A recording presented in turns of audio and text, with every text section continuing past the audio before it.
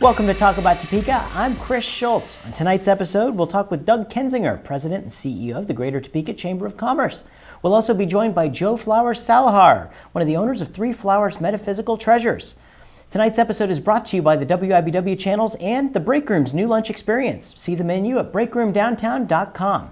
It all starts right now.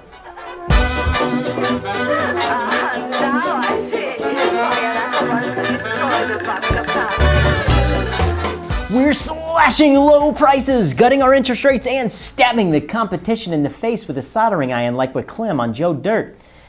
Anyway, we're adapting our top 10 list to the top 5. It's the top 5 viral videos about Topeka. These can all be viewed on YouTube in their entirety. May your hair be red, your eyelids green, your nails be polka dotted, but your ride is still clean.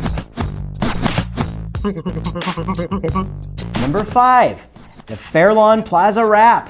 Yes, this is completely real, and it stars Randy Austin, the actual head of Fairlawn Plaza, and I absolutely love it. Number 4, this tornado time-lapse video proving that Kansans don't run from severe weather so much as we smite it in the face with a camera. Number 3, Google Me. Back when Topeka was renamed Google, local musician Braille King put together this music and dance video. It's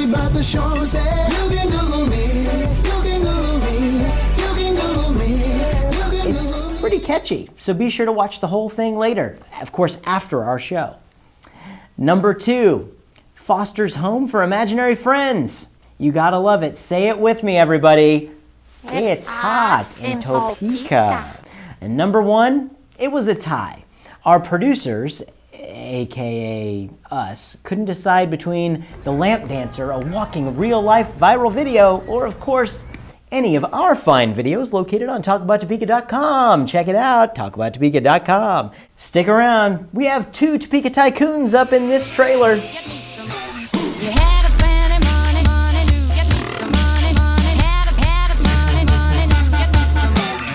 We've got a very important show for you. I'm here with Doug Kinsinger, the President and CEO of the Chamber of Commerce at Topeka. Doug, thank you so much for joining us. Thank you, Chris. I appreciate it. Well, Doug, there's a lot of people that have heard of the Chamber of Commerce, but they're looking at the screen saying, I've heard of Chamber of Commerce. I don't know what they do. What does the Chamber of Commerce do? Well, really, we're a private, nonprofit business membership association. We're here to provide benefits and services to the business community. But our overarching goal is really to help grow the community and make sure we have the strongest business climate we can to make sure that businesses want to come here and operate here and to make it the kind of community that everybody would like to live, work, and play. That's a simple way to describe it. Sure, yeah. The things that are really important Sure. To the community, bringing money in from outside of the city. What's your background? What brings you to the Topeka? Well, I'm actually a farm kid from Iowa, so not too far from here, and started actually in Chamber of Commerce work when I was an intern in college at Iowa. So I started in chamber work then and have been working actually in it for the last 33 years. Progressed through Iowa, a little bit of time in Nebraska, also in the Midwest, and then moved to Texas and Florida for a number of years in my career. But I've been back here in the Midwest in Topeka now for almost 11 years and really love it. Wow. Glad to be back here and very happy in this community. Very good. So the primary function of the Chamber of Commerce is to bring business, to support business and bring them to town. How do you guys go about doing that? I mean, we just recently got Mars to come to Topeka. Yeah. I guess, how did that process happen? Well, it's more complex and it takes more time and Sure. effort than people say, oh, you just talk to a few people and they come here overnight. It normally starts with a couple of processes, and the first thing is to make sure that there are the appropriate places that business would like to come to and locate. Yeah. And we started several years back in looking for new sites, land, actually that we thought would be an attractive location for new business and industry, and found the Kinsinger Commerce Park area out directly west of Heartland Park, Topeka, the racetrack. And as we get that zoned and properly laid out, we extended utilities down there, and then we started marketing that site in some advertisements and speaking to not only business people, but there's a large group of what we refer to as mainly the deal makers in our business called site location consultants. So we try to network with those nationally to make sure they know where Topeka is, what we have to offer, And as projects come through, then they begin to make sure they consider us for a viable location. And when Mars first started their inquiry, quite often we never even know who they are. They don't disclose that, and quite often until further in the process as we sign a non-disclosure agreement. But quite often it is a series of, it could be anywhere from a minimum of 6 months, quite often to a year or 2 years, of very in-depth questions, analysis from all different kinds of information, from relating to our workforce, to the skills available here, to our infrastructure, to local incentives or the tax structure that's at our state or local level, and making sure that we have the credibility and the ability to respond to their needs in a fairly short but credible manner, that they have trust that we can do what they need. Sure, absolutely. And bringing jobs like Mars to town, those are what you call primary jobs. Right. And you may have seen the commercials on TV saying we need primary jobs. What is a primary job? I mean, well, there's no such thing as a bad job, but there are some jobs that have more value to our economy, and that's why we call them primary jobs. Those are from companies who sell a product or service far beyond our traditional retail trade area.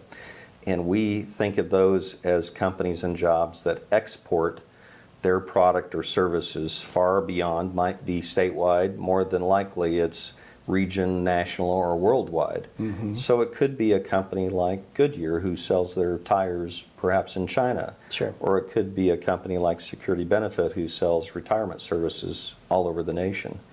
But when they sell that product or service, they bring back the proceeds from that and hire more labor, they buy more materials, raw materials, supplies, pay taxes, hire more people. And basically, if you look at a primary employer, it's kind of like considering Shawnee County like its own little foreign government. Yeah. To grow an economy in a foreign government, they want to export more than they import. So what we're trying to do is export more goods and services, bring back the money from that to grow our economy. And as there are more dollars in our economy, then there's more disposable income to spend at retailers and services and other companies. Absolutely. So if you were to give us some advice, just John Q. Topeka and myself, about what we could do as a community today to give us the greatest outlook for 10 years down the line, what would that advice be today? I'd suggest that it's important for any community to look at itself and try and make itself a community in the future that not only you but others want to live in. When companies choose a community to either remain in and grow or to move to, they are going to be there themselves. And even when Mars and Beambo and Home Depot and Target, but many of our other existing companies have made expansions here, they've done it because they think it's the quality of community that they can relate to and that we have our plans together for the future. So I would suggest we need to invest in ourselves. We need to make sure that our infrastructure, our roads and streets and curbs and gutters and sidewalks are kept up, that our utilities, our water, our sewer, our stormwater runoff systems are maintained, and we have plans for how we're going to carry forward and make those improvements over time, because companies don't want to go to an area where they see a crumbling infrastructure and they go, okay, how are they going to solve the problems, or are they ever going to solve those problems? Yeah. And therefore, even downtown, I think it's important that we look at our infrastructure in the heart of our community and make sure it's the kind of a downtown that we think is appealing to not only our existing citizens and companies, but to others who might consider us. Well, and I'm one of those people that, obviously, my businesses are located in the downtown area, so I have an interest in making sure that downtown grows.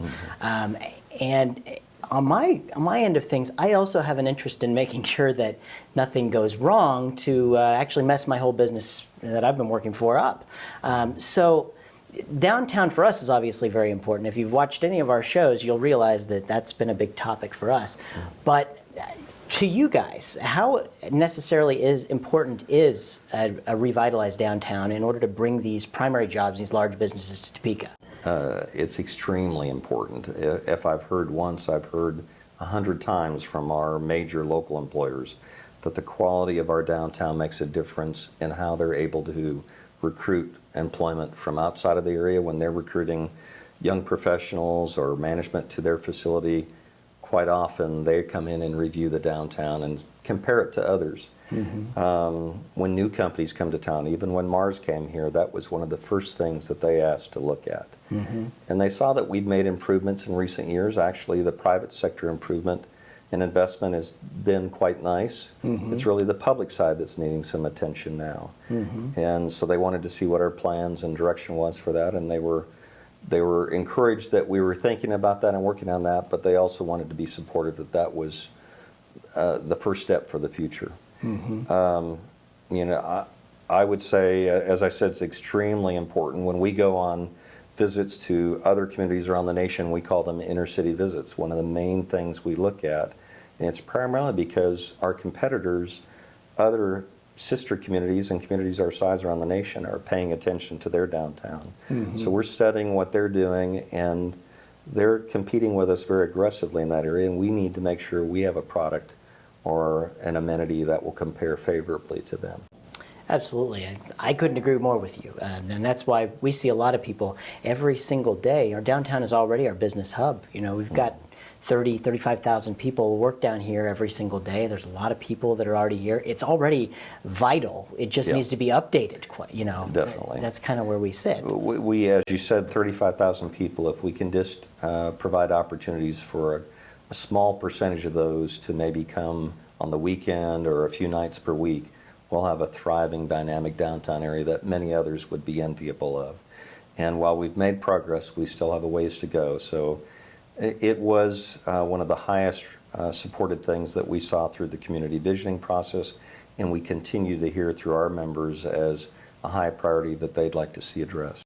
Absolutely. You see some great things happening. The Capitol Federal Building is one of the amazing things that has happened. I mean, they've completely redone the building, and it's really a beautiful piece to our skyline that they've improved. So thank you, Capitol Federal. Yes, we're fortunate to have capital city headquarters like that invest in our downtown. And as I said, the private sector, we've actually had close to $100 million in investment in recent years by the private sector.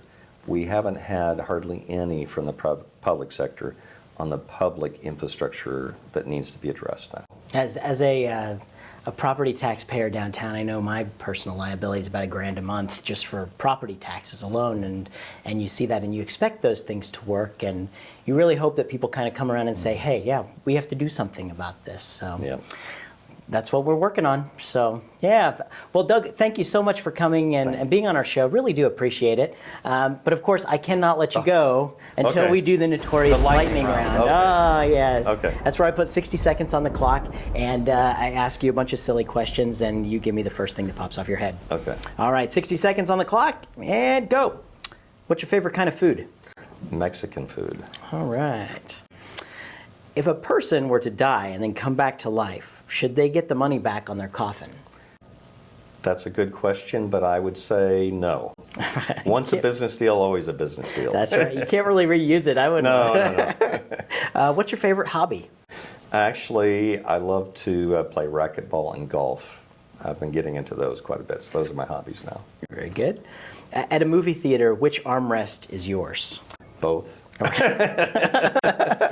That's what I've been saying. What was your favorite TV show when you were a kid?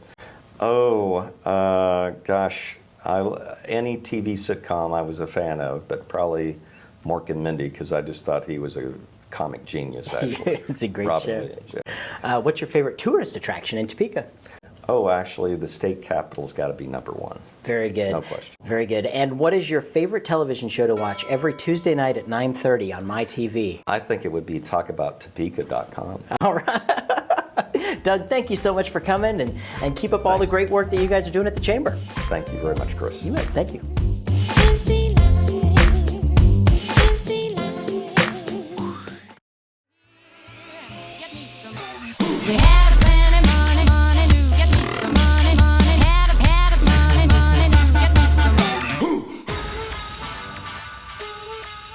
Did you get it? Well, our next guest did. She's one of the owners of Three Flowers Metaphysical Treasures in downtown Topeka. It's Jo Flowers-Salahar. Thank you very much for joining us, Jo. Same here, Chris. Thank you so much for asking me. It's always a pleasure to put the word out. Absolutely. We're so glad to have you. Yes. And so you've been a downtown business owner for a little while now. 5 years. 5 years. 5 years, yes. And so tell me a little bit about your shop. The shop is not a flower shop. Like Yeah. a lot of people assume. It's a metaphysical store. And we sell crystals. We sell spiritual quilts, as well as gemstones. We have one-of-a-kind jewelry. If you buy a piece there, you won't see it anywhere else in Topeka. Interesting. And we have salt lamps, and we even have some unique jewelry boxes. We have telephone caddies that have little sneakers on them. They're so cute. We have a little bit of everything. We encompass everything. All religions, Wicca, Christian, Catholics, Buddhism. So we have a little bit of everything Very there. eclectic store down Yes, there. yes. Very good. And we have the best incense in town. It's locally made. And we get our vendors from Houghton, Kansas, and we can have that incense. We don't even have to burn any in the store. People come into the store and they go, "What are you burning?" I go, "Nothing. That's just the incense we have. We have them in big jars, and they can pick whatever they want, and they last forever." I have actually a little vase in my bathroom with about 5 sticks, and I never burn them. Wow. I just You don't need to. No, they're just really fragrant. Huh. And then we also have services. Very good. And so by services, you've actually become one of Topeka's most well-known psychics. Yes. Yeah. Well, November the 29th is going to be my 46th year. 46 years. Uh-huh. Now, for people that want to do math, I started when I was 20. Wow. So, Okay. and I tell people That's there's not a question that I have not heard. Wow. So explain that to me. How does that work? Well, I was born with the gift, but growing up in a very Catholic home, Hispanic, and older generation, I wasn't allowed to play with cards at all. So I went to college. The girls thought that was so unique that I didn't know how to play any card games, not even know what a card meant. Well, they started teaching me some games, and then one time we were at the student union. We were playing gin rummy, and I got 7 cards, and when that dealt out the cards, I went, well, I told the guy across from me, I said, "You're going back to Philadelphia. You're getting 2 scholarships." And he goes, "How do you know that?" I went, "Don't know." So I said, "Miss deal." So they gave me another 7 cards. My girlfriend that was sitting next to me, I said, "The guy you just started dating?" She goes, "Yeah." She goes, "You're going to marry him." I said, "How do you know that?" Well, I don't know. I'm going back to the dorm. So I called my mom up and I said, "I'm coming home." And she went, "That's fine, you know." So when I got home, you know, she says, "Well, go in the dining room. I'll bring some sweet tea." I went, "Okay." So I sat down. My little heart was just a pounding. You know, here I am, just almost 20, and my heart's going like this because I had to tell her that I went against the rules. And like, you know, Bill Cosby says, they're never too old to spank. So I just figured, okay, maybe she won't be too mad. So I told her I saw things in cards, and the first thing she told me was, "Oh yeah, God gave you a gift." I looked at her and says, "Can I give it back?" She went, "No, but what you must do is never lie in your cards. Always help people, no matter what. And always tell the truth in your cards. I never become greedy." And I went, "Greedy? What?" That time I wasn't practicing. Well, now I've been doing psychic fairs in Tulsa, in Oklahoma, Wichita, Lawrence, Topeka. And I've seen very good psychics that God has blessed them with this gift. They get a good following, and their prices go up, and their prices go up. Both my daughter and I, we read for $20, whether it be private readings, card parties, or the psychic fairs. Okay. So how does that work? And I mean, people ask the question all the time. Yeah, if you're psychic, tell me the lottery numbers. Why doesn't that work? We don't, there isn't a psychic that I have known or heard of that know the lottery numbers, because that to us, the ones that do work in the light, that denotes greed. So, and if the psychics did know the lottery numbers, there wouldn't be a lottery. Well, that's the truth. Yeah, you know. So we have to play just like everybody else. The other thing that we do not read is death, because that's to whomever you pray to. There's no psychic in the world that can tell you when your contract is over. You know. And the other thing that we do not do is we tell people that we read that we're just guides. We just give them the path to follow. They have to make up their own mind. I had a lady several months ago say, "Well, Joe, you didn't tell me what to do." I went, "Nope. I am a guide. I give you the options, what you have, the different roads. It's up to you to follow what you want. Sure. And I just do a plain deck reading, not tarot. Just like a regular deck of playing it's cards? It's a Walgreens special. So what do you see? I mean, is there a way to explain that? Or? Yeah, I have people that shuffle the cards for me, and I tell them to please think about what you want me to see, because I see pictures in the cards. I can do it without the cards, but that really kind of spooks people out, So with the cards, it's a tool. It's something that they can see for themselves. So I just see pictures of people's lives or things that are coming forward. Or, Interesting. Yeah. I also see spirits, and not everybody gets a message from a loved one, They're busy over there, okay? But I do get messages from spirits. I've gotten to the point where I see animal spirits, like pets and stuff like this. In February, I always tell people I'm going to different portals, and this is an on-learning experience. And I was reading for a lady, and I was telling her about her animal spirit. And I'm trying to get a clear picture, because sometimes it comes in, but it comes in really rapid. And I said, well, it's a large animal. And I was trying to describe it. I look up, and the horse's head is right next to her. And I jumped out. I went, oh my God. She goes, what's the matter, Joe? What's the matter? I said, it was a horse. She went, yes. I went, uh-huh. I said, I'll describe it. And I described the horse and the markings it had. She goes, oh, and she's all right. I said, yeah, she's just fine.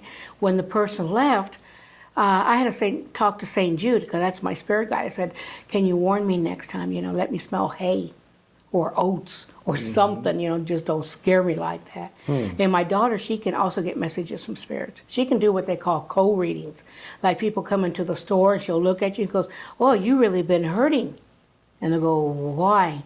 And she'll tell them, But that's some of her niche. But she's been doing it about, I would say maybe 15 years. But the feedback I'm getting from her has been really good. It's this kind of stuff that gives you goosebumps. And it's still, people still call me up and says, oh my God, Joe, you know what you told me? And I go, no, because I don't remember. As soon as you leave my table, I forget, And I said, no, I don't remember. And I said, oh, you said this, this, and this, and it all came out. I said, really? So I enjoyed the feedback. I really do. Well, what do you tell, and here I've always been, when I was a little kid, I used to be a magician. I used to do tricks and everything. And magicians are very skeptical people by nature, because it's what we do. I mean, our job as a magician is to entertain people with illusions. Yeah. And so the whole idea of psychic energies and all of that is something that magicians are naturally skeptical to.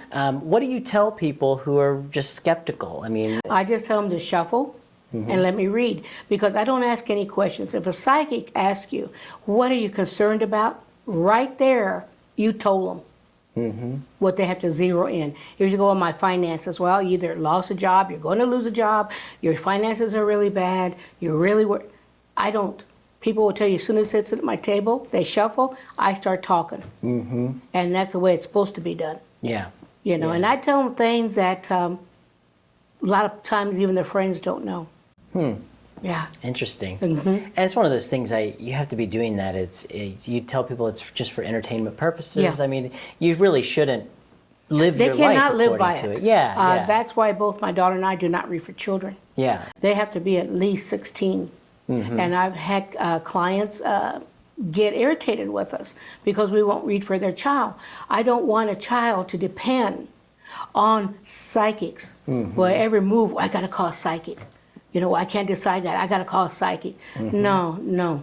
God gave us free will. He gave us free thought that you don't depend on that. You can do it for affirmations. Sure. You can do it to maybe get you over a speed bump.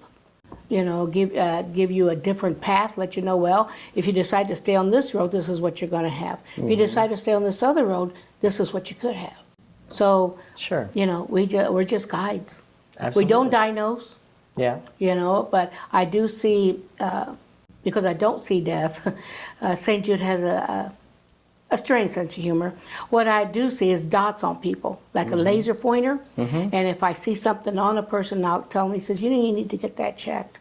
Well, what do you see, Joe? I said, I don't know, but I really advise you to get that checked. They'll go, oh, okay. And they'll go and they'll say, well, guess what? I went, But we don't diagnose because that's too much liability. We're not doctors. Yeah, yeah. You know, we're spiritual intuitives. It's not what you're doing. No, we're just spiritual intuitives. Wow, that's very cool. Very cool. And when people come to you and they say that they can do something and you can't do it, like everybody gets naturally skeptical about it. And I think it's really interesting to hear the perspective of what you can do. And we're guided by our spirits. My daughter is guided by her angels and the Virgen de Guadalupe. I've always been guided by St. Jude. When I was 7, I had a rupture appendicitis. And I wasn't expected to live. And the doctor told my parents, make plans. Well, when I was at the St. Margaret's Hospital in Kansas City, this little nun came in, just old little ancient nun. And she moved my hair and she says, if you pray to him and you believe in him, he will guide you throughout your life. So she put a little St. Jude medal on my pillow and pinned it. I still have it, by the way. And when my mom came in, I told her, I'm not going anywhere, Mom. Don't be buying flowers because this little nun told me this and that. Mom said, and the doctor was with her, he goes, she's hallucinating because she has a high fever. And I looked at my mom and said, no, I'm not. And she goes, I know, Mika, I know. So the other nun came in and she goes, and she heard me talking to my mom about that nun. And she says, what nun? And she said, can you describe her? And so I did. And when the nun looked at me, he goes, and that's what she looked like? I said, yes, she went like this and walked out. Well, come to find out that nun had passed away many, many, many years ago. Oh, wow. Yeah. Yeah. So since then, St. Jude has always been my spirit guide. Interesting. And I pass out about close to 1,000 St. Jude cards a year to people. Wow. You know, and I go see him at his shrine in the South Chicago and go see him at least once a year if I can to thank him. And then from Palm Sunday to Easter, my daughter and I don't do any readings whatsoever. Wow. Because that's our thank you to God for giving us this gift. Wow. So for a whole week, we don't do any readings. We don't even advise people. If people call me at the home, I don't make appointments. If I That's your vacation that's time. my vacation time. Yeah, yeah. Interesting stuff. So you also have a radio show. Yes, Visions with Joe Flowers. And tell people how they can... They have to get on RadioRichandFriends.com and get on the internet.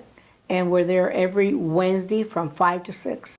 Very good. And can people listen? Is it on demand as well, so they can go and hear past shows? Yeah, they can go in live under live broadcast or live music. I don't know what it is. It's a little green thing up on the screen. They can find out about it at RadioRichandFriends.com. RadioRichandFriends.com. Very good, very good. And you can obviously go downtown and see Joe in the store. Yes.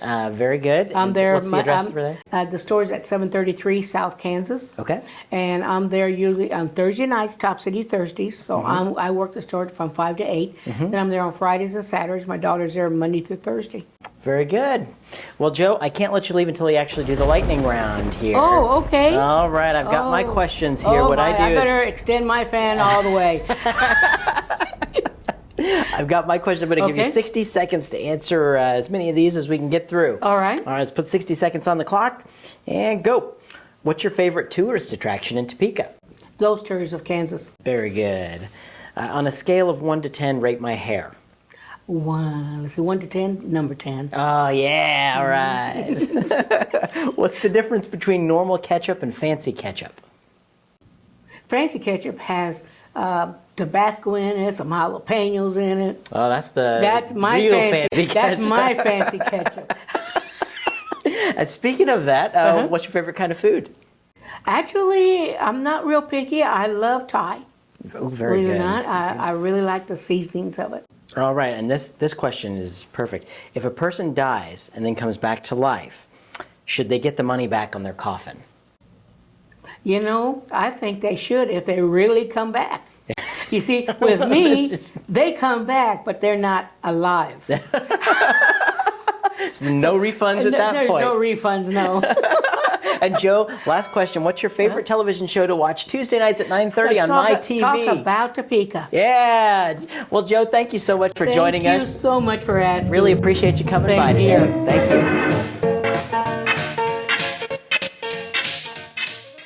Thanks again to Doug Kinsinger of the Topeka Chamber of Commerce and Joe Flowers-Salahar of 3 Flowers, and all of you for joining us as well. Every pair of eyes watching this show means I get a little bit stronger, and I'm one step closer to my Topeka reign of terror.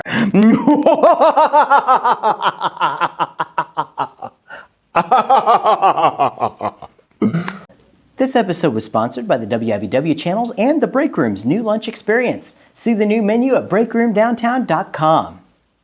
We're glad to have gotten so many people talking about Topeka. If you'd like to join the conversation, make your own video on YouTube. Make it as long as you want. Send it to us on our website at talkabouttopeka.com. If it's less of a disaster than a highway hay spill, we might just put it on our show. For a complete listing of events in the capital city, sign up for the Topeka newsletter on our website. Good night to all of our viewers. Did you get it? Okay, for those of you who didn't, I said, I'm Chris Schultz. Remember, keep thinking about Topeka.